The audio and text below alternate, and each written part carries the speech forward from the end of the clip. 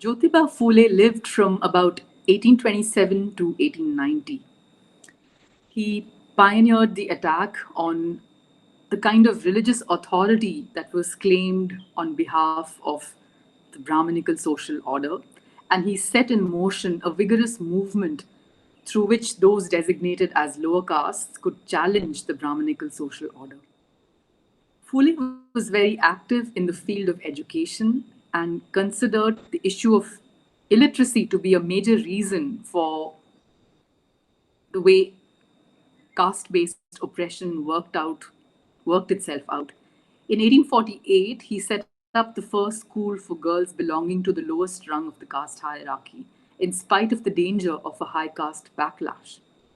According to Rosalind O'Hanlon, Jyotiba Phule's initiatives to challenge Brahminical domination had a profound effect upon the growth of political organization in the Bombay Presidency and in the shaping of the nationalist movement toward the end of the 19th century in India. For Jyotiba Phule, marginalized groups, which he referred to as the Shudras and the Atishudras, had long been subject to Brahminical domination, which in turn had enacted itself through, and I quote Phule, that weird system of mythology, the ordination of caste, and the code of cruel and inhuman laws to which we can find no parallel amongst other nations. End of quote. In two of his texts, the translated titles of which are Slavery and the second one, The Cultivator's Whip God, Phule outlines an account of the state of slavery to which a Brahminical social order had reduced groups that were designated as lower in the hierarchy or even outside of the hierarchy. As I mentioned, he refers to these groups as the Shudras and the Atishudras. In these texts, Phule is preoccupied with how members of what are designated as the lower castes could be freed from Brahminical domination. In the course of these preoccupations, Phule reflects on the efficacy of appealing to the notion of brotherhood among all persons as a way of liberating marginalized groups from caste-based domination. Resorting to categories of civilizational discourse, Phule stated that, and I quote, the march of Western ideas in civilization was eroding the superstition and bigotry that fed time cherished notions of superiority underpinning caste based hierarchical orders and other dishonest ways. It would, just as an exercise, be helpful. That's the end of quote, by the way. But this line that I read out, you could ask yourselves whether that points in the direction of a cultural understanding of changes or an acultural understanding of changes. So that is just a kind of a quick connection to the earlier part of the presentation. But I come back now to Phule's reflections on the extent to which an appeal to the notion of brotherhood could enable better relations or transform the relations of subordination between groups that had been hierarchically placed in the working of a caste order. Phule's view on this was that even though duty demanded that beneficiaries of a Brahminical social order should descend from their self raised high pedestal, so even though duty demanded that, he said they lacked the moral courage to meet, and I continue to quote now more fully from Phule, they lacked the moral courage to meet their low caste brethren on an equal footing without a struggle. End of quote. If members of the dominant caste thought, Phule says, objectively and impartially, without selfish interests, then he says, even they would have admitted that to harass someone is not in the spirit of brotherhood. This segment is also from Phule. But pride and interest in maintaining overall superiority and retaining unjustly accumulated advantage became impediments to change through an appeal to notions of brotherhood. If brotherhood was not going to work, were those marginalized by the caste order in a position to break the shackles of enslavement. So, just another aside, like Gandhi much later, who's going to talk about dependence or the absence of Swaraj as a state of slavery and enslavement to the mind and to the passions. Similarly, I mean, much before him, of course, much before Gandhi, Phule is already also using the language of slavery. So the text Gulam Giri, which I translated, whose title is translated as slavery, is recalling that same, is not recalling, well, is using the idea of, is using the model of master slave relationship to depict the nature of subordination of persons who are designated as belonging to a ritually sanctioned caste order, as belonging to the lower rungs of a ritually sanctioned order. So, if brotherhood was not going to work, were those marginalized by the caste order in a position to break the shackles of enslavement? Were they? What was their condition in terms of wherewithal to transform relations of subordination into less hierarchical modes of possible exchange? Fule says that given the impediment that illiteracy, the lack of education, given the impediment that illiteracy posed to the dominated castes, and given the poor record of employment of these of people from these marginalized groups in positions of power from where the upper caste consolidated its rule over the lower castes, Fule thought there was still a lot to be done to address the injustices that were faced by those designated to belong in the lower rung of a particular order. Indeed, illiteracy generated vulnerability in a number of contexts, including when members of the vulnerable group went to a magistrate's office to resolve their administrative issues, where they had to seek the help or cooperation of persons belonging to persons who putatively belong to a higher order. And Fule was very suspicious of all those domains where exchanges between people who had been pitted as belonging to higher or lower levels of an order was taking place in the context where those who enjoyed privilege also occupied administrative positions in the colonial regime and were in a position to influence access to advantage on the part of those that were deemed as belonging to the lower orders. When it came to education, Fule suspected that caste based group structure domination would work itself out in ways that would, he says, prevent the breakdown of distinctions and hierarchies. Fule worried that since most teachers in schools belonged to the upper caste, group structure domination would enact itself in ways that would keep members of marginalized groups from obtaining a proper education. He also noted that only a few farmers from the marginalized groups sent their children to government schools. And he says, I'm quoting Phule, but the teachers themselves are not farmers, and so do they have any commitment in this? Is it not at all surprising that the people who, for their selfish religion, maintain procedures of purity and pollution and bathe and perform rituals throughout the day, do not give proper education to the farmers as children, and that their children remain uneducated? From the local funds collected from the farmer, how many have educated themselves and become government employees? End of quote.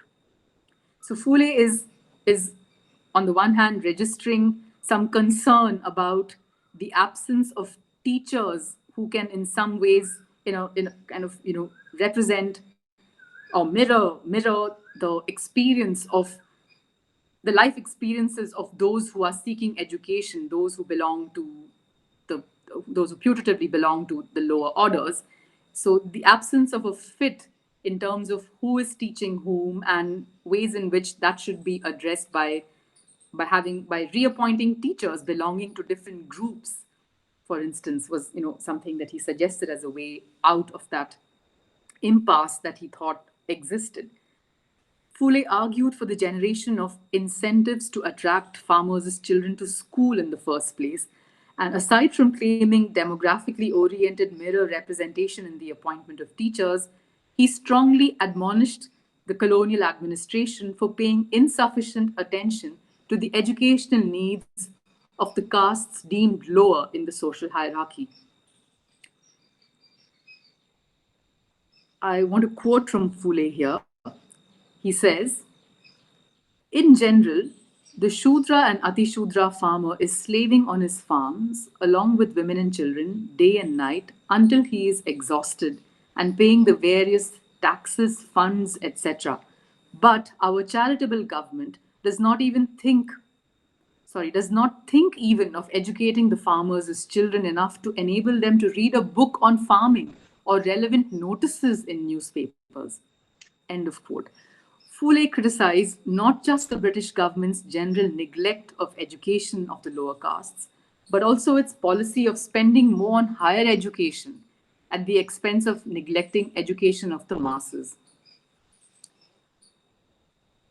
Another quote here is, I think, relevant. Phule says, whatever may have been their motives, that is, the colonial government's motives, in providing ampler funds and greater facilities for higher education and neglecting that of the masses, it will be acknowledged by all that in justice to the masses, this is not as it should be. It is an, he says, I continue to quote, it is an admitted fact that the greater portion of the revenues of the Indian Empire are derived from the ryot's labor, from the sweat of his brow. The higher and richer classes contribute little or nothing to the state's exchequer. As such, he continues, the fact that government should expend profusely a large portion of the revenue thus raised on the education of the higher classes, for it is these who take advantage of it, is anything but just or equitable. End of quote. When it came to the question of balancing the disproportionate number of Brahmins in administrative positions within the colonial regime, Phule urged that till such time that farmers as children were able to obtain positions in government, I quote now, not more than the proportionate number of Brahmins should be employed in government jobs, and the remaining posts should be given to Musalman or Hindu or Britons. It is only then that the dominating caste groups will stop obstructing the education of the farmer. End of quote. So we can see the institutional mechanisms and the policy measures that Phule is envisaging as possible ways of addressing some of the sites where the domination by those deemed as lower castes, where the domination of those deemed as the lower castes takes place, just because there's no access to education, no access to education, not able to get jobs, therefore remain constantly out of those administrative circles where decisions regarding their life chances may have to be made, reading notices that require them to come to particular offices, not being able to read those notices, and not being in a position even to get employed in those offices. So Phule asking then for a certain kind of proportionate distribution of offices among different groups in a society, not allowing the overrepresentation of one group and of the one group that he thought was enjoying the privileges of an ideological system that gave them privileges in the name of a ritually sanctioned order, which Phule, of course, thought was artificial and constructed, no doubt. So far, I've said a little bit about Phule's reflections on whether efforts on the part of different communities through appeals to the notion of brotherhood could produce some kind of change in the relations of subordination that marked interactions between different groups that were placed hierarchically in a caste order. And he is, as we saw, pessimistic about possibilities on that front. He then asks, what are the other impediments to more equal relations among these groups? And he notes that there is unequal access to education, there isn't the right context for teacher-student interaction, and there aren't enough not just not just eventually no employment opportunities, but no means to even acquire the education required to be able to apply for those jobs. So Fule suggests the need for institutional remedies to somehow bypass these expressions of caste based forms of government that had seeped into even the colonial system's way of working its administrative orders. So, in this context, a question arises about the role that, about what kind of role it is that Fule thought the British could have played in helping the Shudras and the Ati Shudras, as he called themselves, to free themselves from slavery to Brahmins, as he put it. So, in Fule's time, the instrumentalities of the law and state were in the hands of the British regime in India, notwithstanding his criticism of the colonial administration in terms of its mistaken expenditure on higher education, for example, rather than education of the masses. Also, his critique elsewhere of the extractive aspects of the colonial forestry policies, right? So, notwithstanding his criticism of colonial administration and its extractive policies, Fule was welcoming of British rule in India. He considered British rule to be a benign and helpful force when it came to freeing the lower castes from slavery to Brahmins, as he put it. So, such a reaction to British rule has intrigued some of Fule's contemporary leftist admirers, such as G.P. Deshpande, who are unable to square Fule's soft stance on imperialism with his otherwise critical stance on structures of domination. Indeed, Deshpande argues that, and I quote Deshpande, one cannot creatively interpret Fule without moving away from his clearly soft position on imperialism. End of quote.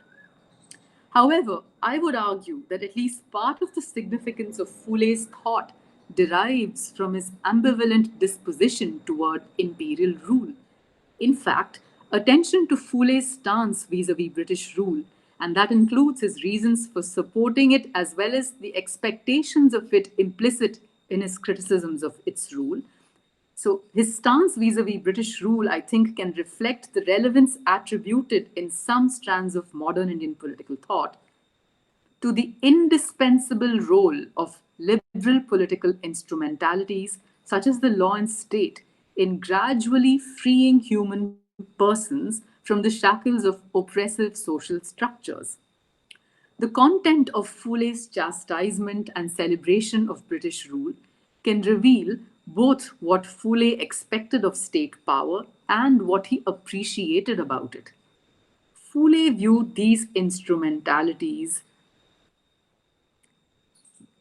both as emblems of the principle of impartiality and as agencies that could offer remedies to the lower castes through a provision of educational and employment opportunities, thereby rendering themselves as relevant institutions for addressing the relations of domination imposed by Brahminical social order upon those designated as the lower castes.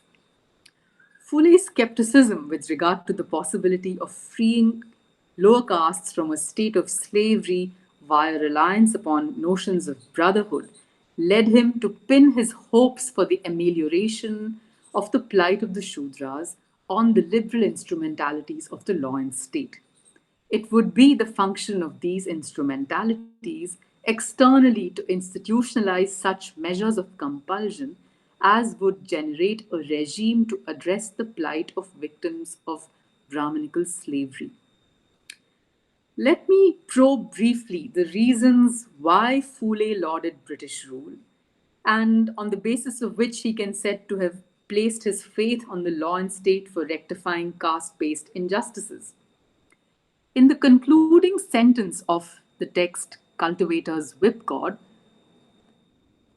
Fule says that he wants to, and I quote now, he says that he wants to, quote, thank the independent rule of the British government, because of which he could express his views without fear.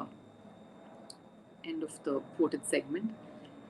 In his discussion of the various problems foisted by caste domination, Fule refers repeatedly to the negative consequences for the lower castes of the sectarian manner in which Brahminical power attached itself to the conduct of administration.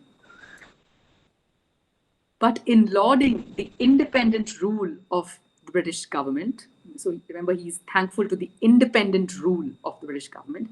It is, I think, quite clear that Fule is associating with that government a certain stance of impartiality, one that avoided the imposition of unjust burdens on persons, an unjust imposition of burdens on persons and burdens, particularly that were imposed by norms which sanctioned group based forms of hierarchically ordered forms of political membership. So his association of British rule as independent, as impartial with respect to hierarchically ordered conceptions of the good life, for example, are the contrast that I think one must note here. So this impartial, independent government is in contrast to government dominated by Brahmins or Brahminical sections or a Brahminical worldview seeking to perpetuate its supremacy over whom Fule calls the Shudras and the Atishudras.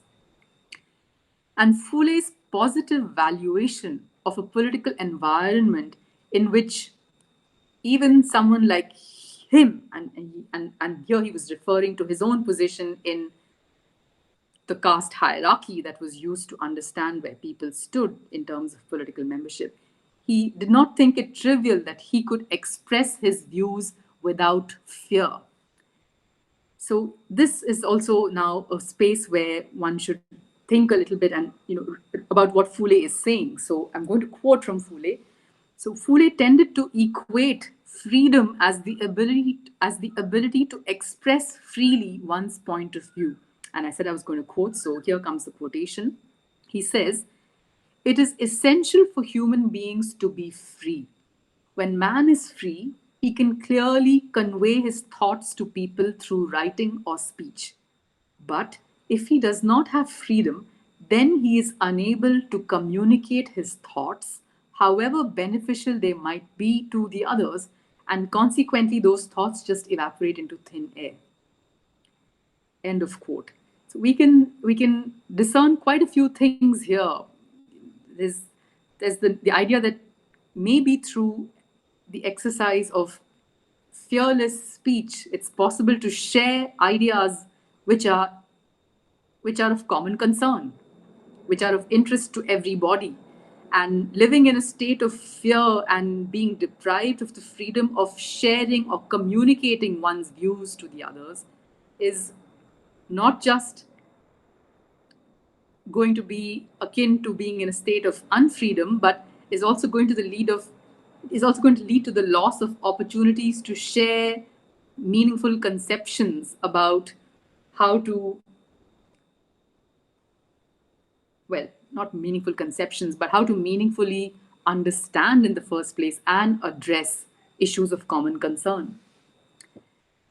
In fact, when Fule indicated that he was living, and I quote, in somewhat progressive times, to depict the times that he was, the British regime under which he lived, so those progressive times as he called them, when he indicated that he was living in somewhat progressive times, he meant they were times when, and I quote again, everybody was allowed to express his or her thoughts freely.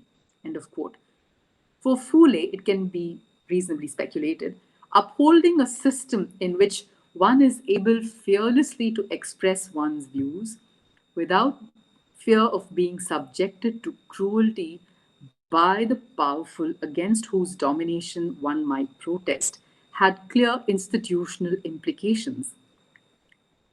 For an individual envisioned as belonging to a low caste to be able to reject the doctrinal basis or the putative doctrinal basis of caste hierarchies without fear of suppression by government, public government, or private forms of government.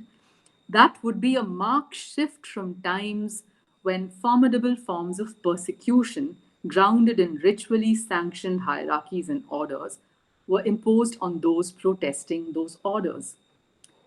Notice that here are bases for a conception of state power that marks a shift from the pre modern marginality of the state. From an institutional point of view, the sustenance of this shift in the political environment required a decoupling of state power from substantive conceptions of the good life. And in Foulé's own formulation, the requirement was for the adoption of an impartial law governed order, which would not only abet but also actively resist the domination of some by others. Foulé's multi-pronged response to the injustices perpetrated by a Brahminical social order all point out to the diversity of institutional requirements for addressing unfreedom. And the multi-pronged responses were changes recommended in the education system, the suggestions for improving employment opportunities for the groups that he classified as the Shudras and the Ati Shudras, the need for the observance of due process instead of caste based government.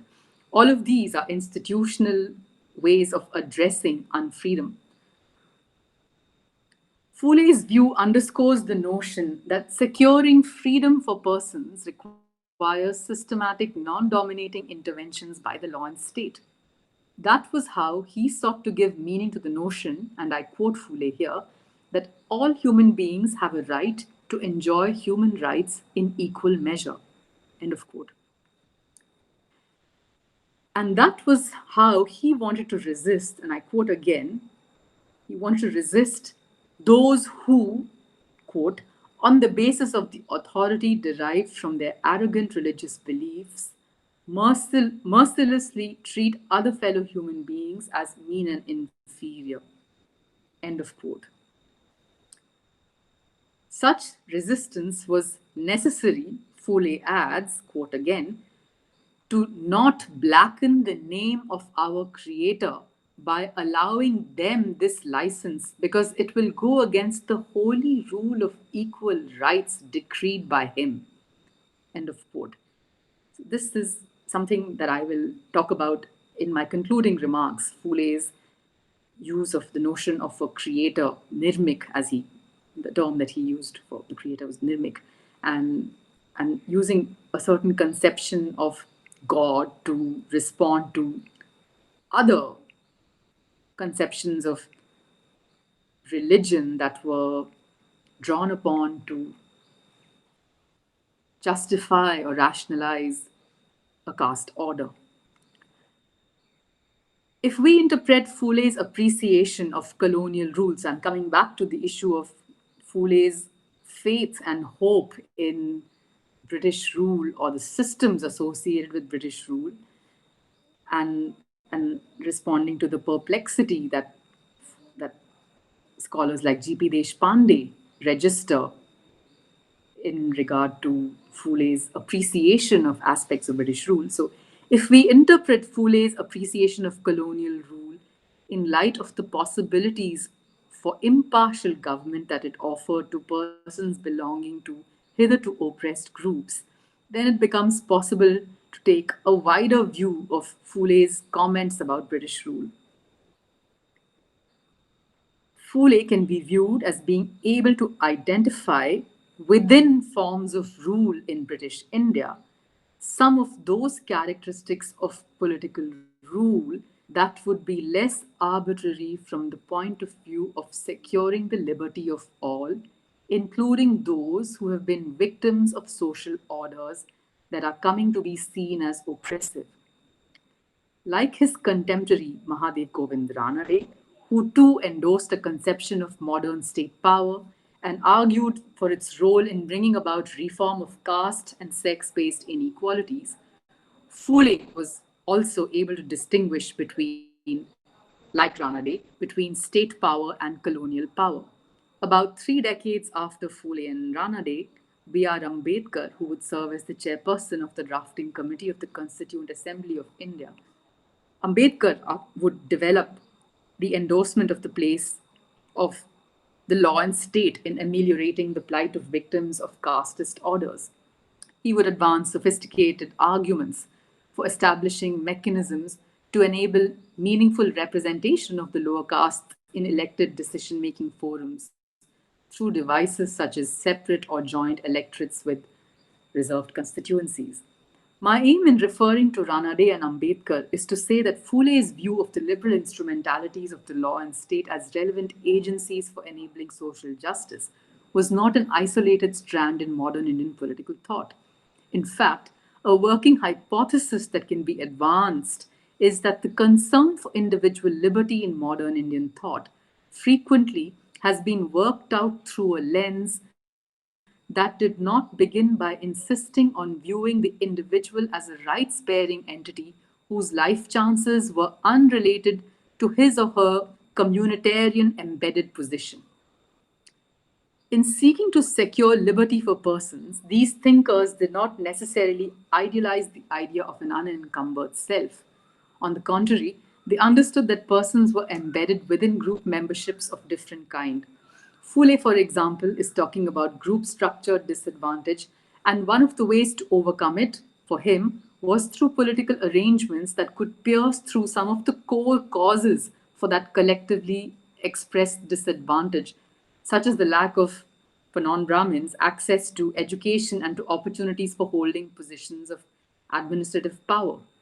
To be sure, Fule was influenced by Thomas Paine's Rights of Man, but whilst appreciating Fule's debts to a rights discourse, it has to be understood that Fule's can be classified more as what Judith Schlar has called a protesting notion of rights.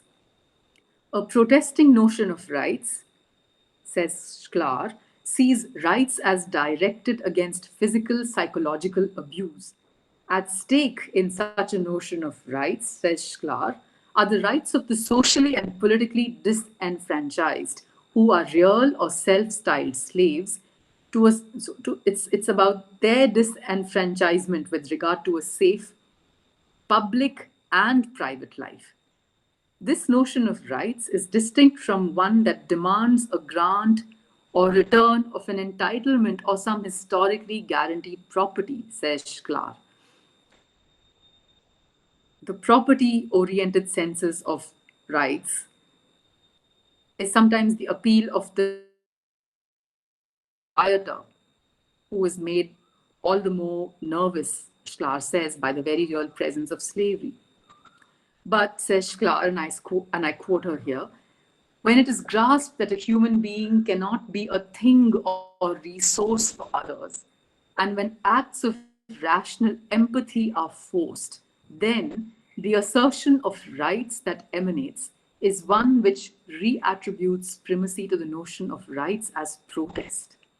In such cases, the cry for rights, she says, is not a claim for a share, but is an expression of fear, of suffering under oppression, and in the face of cruelty and systematic humiliation, which we continue to inflict upon others when we can.